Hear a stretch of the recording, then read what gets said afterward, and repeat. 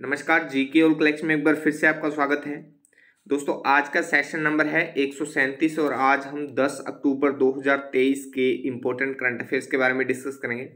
साथ ही कुछ महत्वपूर्ण फैक्ट्स पर भी चर्चा करेंगे। आज की क्लास की पीडीएफ फाइल आपको वीडियो के डिस्क्रिप्शन में मिल जाएगी। पीडीएफ आप हमारे टेलीग्राम ग्रुप से भी डाउनलोड कर सकते हैं। टेलीग्राम ग्रुप का लिंक मैंने डिस्क्रिप्शन में दे दिया है, वहाँ पर आपको सभी पीडीएफ एक साथ मिल जाएंगी। तो वीडियो को एंड तक और बहुत ही ध्यान से देखिए। वीडियो के एंड में जनरल साइंस का एक क्वेश्चन आपसे पूछूंगा, जिसका आंसर आप कमेंट सेक्शन में दे सकते हैं। डेली करंट अफेयर्स वीडियो देखने के लिए जीके और कलेक्शन को सब्सक्राइब करें। तो चलिए शुरू करते हैं।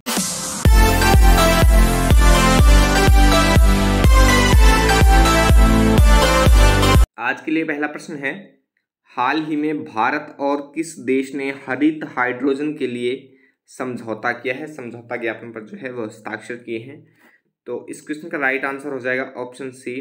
अभी हाल ही में भारत और सऊदी अरब ने हरित हाइड्रोजन के लिए समझौता किया है।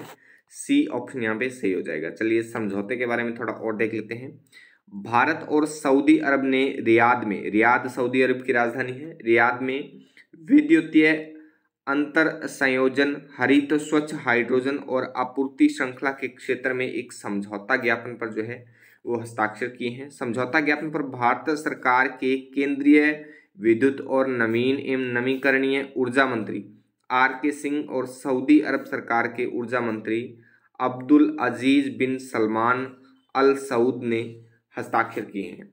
आर.के. सिंह MENA जलवायु सप्ताह में भाग लेने के लिए रियाद की यात्रा पर अभी गए हुए हैं। तो इस प्रश्न से यहाँ पर इतनी सी जानकारी आप ध्यान में रखिए। भारत और सऊदी अरब की यहाँ पर हम बात कर रहे हैं, तो दोनों देशों की लोकेशन आप यहाँ पर देख पा रहे हैं। दक्षिणी एशिया महाद्वीप में भारत की लोकेशन है और यहीं पर पश्चिमी जो एशिया महाद्वीप है वहाँ पर आप सऊदी अरब की लोकेशन देख पा रहे हैं। भारत के बारे में देखिए पहले, तो भारत की राजधानी नई दिल्ली है, सबसे बड़ा शहर मुंबई है, राष्ट्रपति द्रौपदी मुर्मू है, उपराष्ट्रपति जगदीप धनखड़ हैं, वहीं प्रधानमंत्री नरेंद्र मोदी हैं बीजेपी पार्टी से, मुख्य न्यायाधीश धनंजय चंद्रचूड़ हैं, लोकसभा अध्यक्ष ओम बिरला हैं और विधानमंडल भारतीय संसद है। तो भारत के बारे में इतनी सी सामान्य सी जानकारी आप यहाँ पर ध्यान में रखिए। सऊदी अरब की राजधानी रियाद है, अभी हमने पीछे बात की थी। राजा जो हैं वो शाह सलमान हैं वर्तमान में और राजकुमार मोहम्मद बिन सलमान हैं। करेंसी सऊदी रियाल है।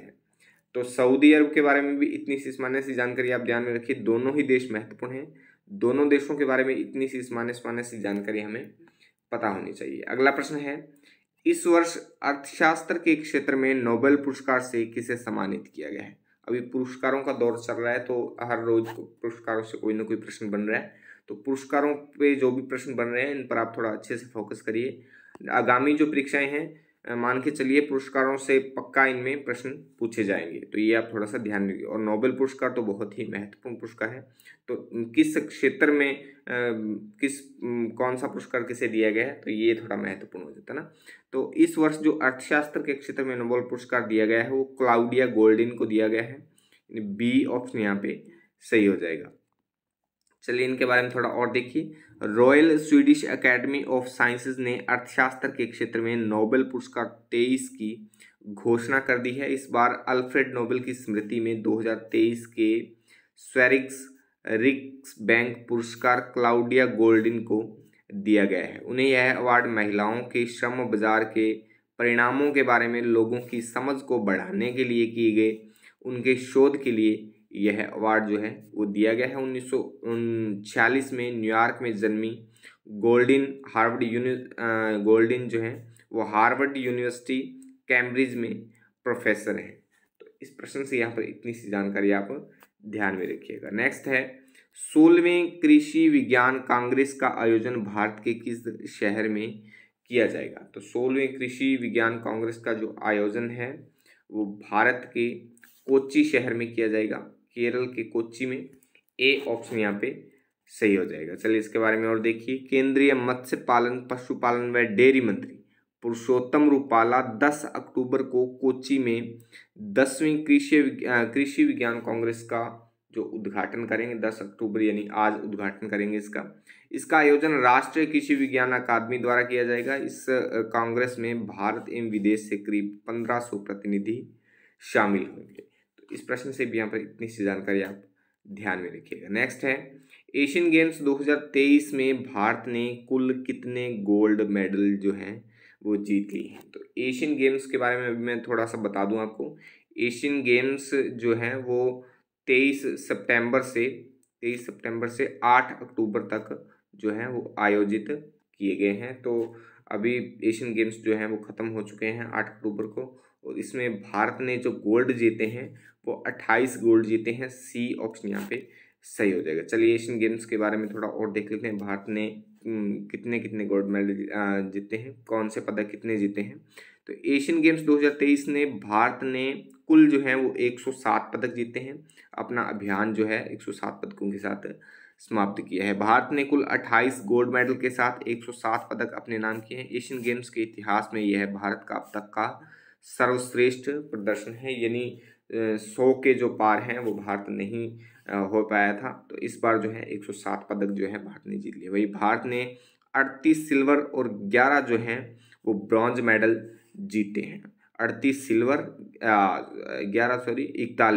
41 जो हैं वो ब्रॉन्ज मेडल जीते हैं और 28 जो हैं वो गोल्ड मेडल जीते हैं। यह पहला मौका है जब भारत ने मेडल का जो है वो शतक लगाया, यानी 100 के पार निकला है।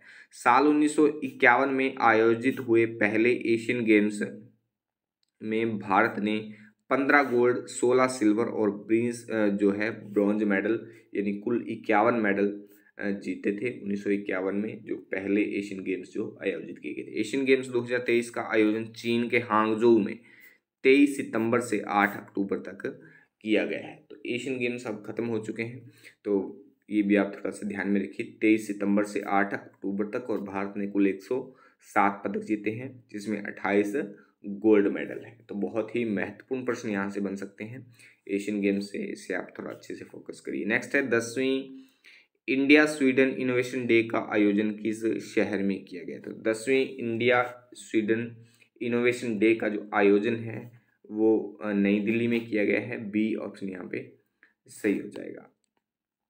अच्छा, अगर ये क्लास आपके लिए हेल्पफुल है, आप इस क्लास से कुछ सीख रहे हो, तो वीडियो को लाइक कमेंट करके शेयर जरूर कर दिया करो। आपके एक लाइक और कमेंट से मुझे मोटिवेशन मिलता है और मैं हर रोज एक नई एनर्जी के साथ आपके लिए अच्छे से अच्छा कंटेंट बना पाता हूँ। चलिए अगला प्रश्न है, भारतीय विदेश सेवा प्रतिवर्ष कब मनाया जाता है। विदेश सेवा दिवस, यहाँ पे थोड़ी सी मिस्टेक होगी ना, भारतीय विदेश दिवस लिख दिया, भारतीय विदेश सेवा दिवस, ये आप सही कर लें थोड़ा सा। भारतीय विदेश सेवा दिवस, नीचे इंग्लिश में पढ़ेंगे तो ये सही हो जाएगा ना, इंडियन फॉरेन सर्विस पोस्ट। तो भारतीय विदेश सेवा दिवस जो है वो हर साल 9 अक्टूबर को मनाया जाता है। ए ऑप्शन यहाँ पे सही हो जाएगा। चलिए इस दिवस के बारे में थोड़ा और देख लेते हैं। प्रत्येक वर्ष 9 अक्टूबर को भारतीय विदेश सेवा दिवस मनाया जाता है। भारतीय विदेश सेवा दिवस उस दिन के उपलक्ष्य में मनाया जाता है जिस दिन भारतीय मंत्रिमंडल ने विदेश सेवा की स्थापना की थी। यह भारत के हितों को बढ़ावा देने और वैश्विक सहयोग को बढ़ावा देने में राजनयिकों और विदेश सेवा के अधिकारियों द्वारा किए गए अमूल्य योगदान की याद जो है वो दिलाता है। तो इस दिवस के बारे में यहाँ पर इतनी सी जानकारी आप ध्यान में रखिए। और ये आप देख पा रहे हैं वर्तमान में जो भारत के विदेश मंत्री हैं एस जयशंकर हैं, तो ये भी आप थोड़ा सा ध्यान में रखिए। अच्छा, अक्टूबर महीने के जो महत्वपूर्ण दिवस अब तक हमने पढ़े हैं उनको एक बार फिर से हम रिपीट कर लेते हैं। 1 अक्टूबर को राष्ट्रीय स्वैच्छिक रक्तदान दिवस, 1 अक्टूबर को अंतर्राष्ट्रीय वृद्धजन दिवस, 1 अक्टूबर को चीन का राष्ट्रीय ध्वज, 2 अक्टूबर को गांधी जयंती अंतर्राष्ट्रीय अहिंसा दिवस और लाल बहादुर शास्त्री जयंती मनाई जाती है। 2 अक्टूबर को हुई 1959 को त्रिस्तरीय पंचायती राज व्यवस्था का उद्घाटन हुआ। 2 अक्टूबर 2012 को जननी एक्सप्रेस एम्बुलेंस सेवा शुरू की गई। 2 अक्टूबर 1993 को प्रधानमंत्री रोजगार गारंटी योजना शुरू की गई। 2 अक्टूबर को वन्य जीव सप्ताह मनाया जाता है 2 से 8 अक्टूबर तक। 3 अक्टूबर को विश्व पर्यावरण दिवस मनाया जाता है प्रत्येक वर्ष अक्टूबर माह के प्रथम सोमवार को। 4 अक्टूबर को विश्व अंतरिक्ष सप्ताह मनाया जाता है 4 से 10 अक्टूबर तक। वहीं 5 अक्टूबर को विश्व शिक्षक दिवस मनाया जाता है। भारत में जो शिक्षक दिवस है वो 5 सितंबर को मनाया जाता है, ये हम हर रोज बात करते हैं, तो ये थोड़ा सा ध्यान में रखिए। विश्व स्तर पर 5 अक्टूबर को और भारत में 5 सितंबर को शिक्षक दिवस मनाया जाता है। वहीं 6 अक्टूबर को जर्मन अमेरिकी दिवस मनाया जाता है। 8 अक्टूबर को भारतीय वायुसेना दिवस मनाया जाता है। 9 अक्टूबर को विश्व डाक दिवस, और आज हमने फिर 9 अक्टूबर को बात की है भारतीय विदेश सेवा दिवस मनाया जाता है। तो अब तक हमने इतने दिनों की बात की है। आज एक बार फिर से हमने सभी दिनों को एक साथ रिपीट कर लिया है। जैसे जैसे हम आगे के दिनों को पढ़ते चलेंगे, पीछे के दिनों को हम साथ ही रिपीट करते चलेंगे। अगला प्रश्न है, वनडे विश्व कप में सबसे तेज 1000 रन बनाने का नया रिकॉर्ड बनाने वाले खिलाड़ी कौन बने हैं? तो वनडे विश्व कप में सबसे तेज जो है 1000 रन बनाने का जो नया रिकॉर्ड बनाया है वो अभी हाल ही में डेविड वार्नर ने बनाया है। ए ऑप्शन यहाँ पे सही हो जाएगा। नेक्स्ट है, सभी महिला कर्मचारियों वाले किस स्टेशन को पिंक स्टेशन घोषित किया गया है? तो अभी हाल ही में पिंक स्टेशन घोषित किया गया है मध्य रेलवे के railway station Amravati railway station को। ए ऑप्शन यहाँ पे सही हो जाएगा। अच्छा, कल की वीडियो का चैलेंज क्वेश्चन था, निम्न में से कौन सा तत्व बेकिंग सोडा का घटक नहीं है? तो इस क्वेश्चन का राइट आंसर था ऑप्शन बी, कैल्शियम जो है वो बेकिंग सोडा का घटक नहीं है, जबकि हाइड्रोजन, सोडियम और ऑक्सीजन जो है ये तीनों ही बेकिंग सोडा के जो घटक वो हैं। तो इस क्वेश्चन का आंसर, सही आंसर था ऑप्शन बी। आज की वीडियो का चैलेंज क्वेश्चन है, ओम का नियम किसको परिभाषित करता है? तो ओम का जो नियम है, 4 ऑप्शन आपके पास हैं, प्रतिरोध, धारा, केवल वोल्टता, धारा और वोल्टता दोनों। तो इस क्वेश्चन का आंसर आप कमेंट बॉक्स में कमेंट करके जरूर बताएं। वीडियो अच्छी लगी तो वीडियो को लाइक करें, दोस्तों में शेयर करें, और कोई सुझाव या संशोधन के लिए कमेंट बॉक्स में कमेंट जरूर लिखा करिए। डेली करंट अफेयर्स वीडियो और जीके की अदर्स जो वीडियो प्रश्नोत्तरी के माध्यम से देखने के लिए जीके और इलेक्शन को सब्सक्राइब करें। चलिए कल मिलते हैं इसी समय, तब तक के लिए जय हिंद, जय भारत।